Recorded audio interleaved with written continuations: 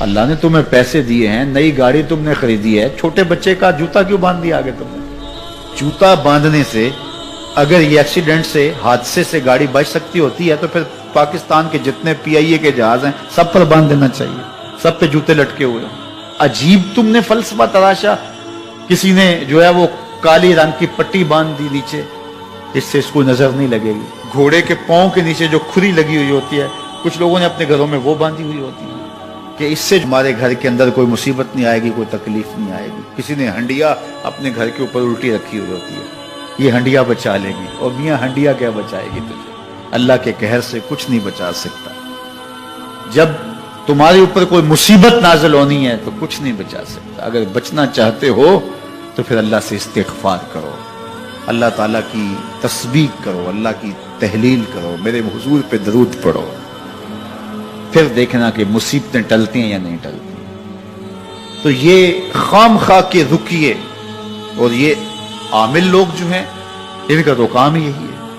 ان کا کام چلتا ہے لوگ ذوف الاعتقادی میں مبتلا رہے اور یہ کہہ دیتے ہیں کہ آپ کے خاندان میں ایک منحوس عورت ہے, یہ اس کا کیا ہوا ہے, تو کوئی نہ کوئی منحوس تو پہلے ہی انہوں نے طے کر رکھی ہوتی ہے, فوراً ذہن وہاں جا کلک ہو جاتا ہے. اس کا نون سے نام شروع ہوتا ہے, اس کا کاف سے نام شروع ہوتا ہے, اس کا جیم سے نام شروع ہوتا ہے, تو پورے خاندان میں کسی کا نام کاف, نون یا جیم سے تو شروع ہوتا ہی ہوگا. یا دوستوں میں تو فوراً ذہن جو ہے ادھر منتقل ہو گیا. اب یہ بابا جی نے بتا دیا ہے, ہاں اس نے یہ بات کی تھی, یہ کچھ باتیں یاد آنے لگی. اس کاف سے شروع ہونے والے نام کے ساتھ نفرت پیدا ہو گئی. اس بابے نے نفرت کا کاروبار کیا. اس نے تو 100 روپے 200 روپے لے لیے, لیکن 2 انسانوں کے اندر نفرت ڈال دی. اس کا گریبان کل قیامت کے دن پکڑا جائے گا. ان ملنگوں کے پاس, ان ذوف الاعتقادی کو پھیلانے والوں کے پاس کبھی نہ جاؤ. تمہیں مصیبت پڑی ہے, تمہیں لگ رہا ہے کہ شاید میرے اوپر جادو ہے, تو پڑھو نا سورہ بقرہ, جادو جڑ سے اکھڑ جائے گا. 40 دن اپنے گھر میں سورہ بقرہ پڑھو, برکت ہوگی. کہتے ہیں مولوی صاحب 40 دن تو نہیں پڑھی جا سکتی, 2.5 پارے, ہمیں کوئی تعویذ ہی کرتے ہیں. ہم شارٹ کٹ چاہتے ہیں نا, روزانہ صبح 2.5 پارے سورہ بقرہ پڑھے, یہ تو ہم سے نہیں پڑھی جائے گی. تو آپ کوئی تعویذ ہی لکھتے ہیں.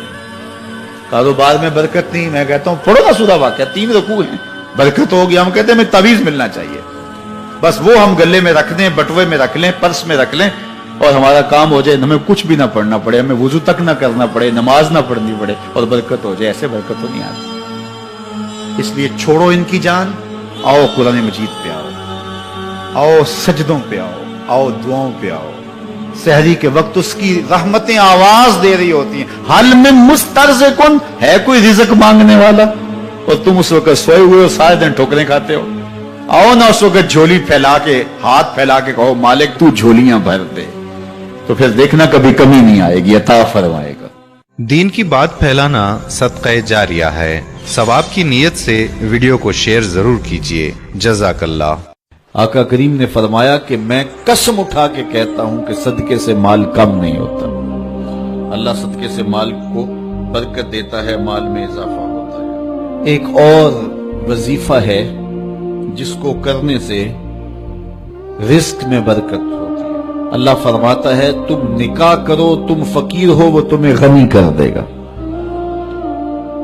لگتا یہ تھا کہ ہم مزید ذمہ داریوں کے بوجھ میں دب جائیں گے, لیکن میرے رب کا وعدہ ہے کہ وہ تمہیں غنی کر دے گا. رزق کی فراخی اور بہتری کا ایک اور عمل سورہ طٰہٰ میں بیان فرمایا گیا. ارشاد فرمایا کہ خود بھی نماز پڑھ اور اپنے اہل خانہ کو بھی نماز پہ لگا, پھر دیکھ رزق کے دروازے کیسے کھلتے.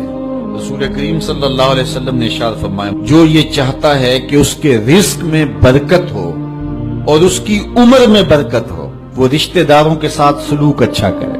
رزق کی برکت کے حصول کا ایک اور ذریعہ وہ یہ ہے, ارشاد فرمایا تمہیں جو رزق دیا جاتا ہے اور مشکلات میں تمہاری جو مدد کی جاتی ہے وہ تمہارے کمزور لوگوں کی وجہ سے کی جاتی ہے.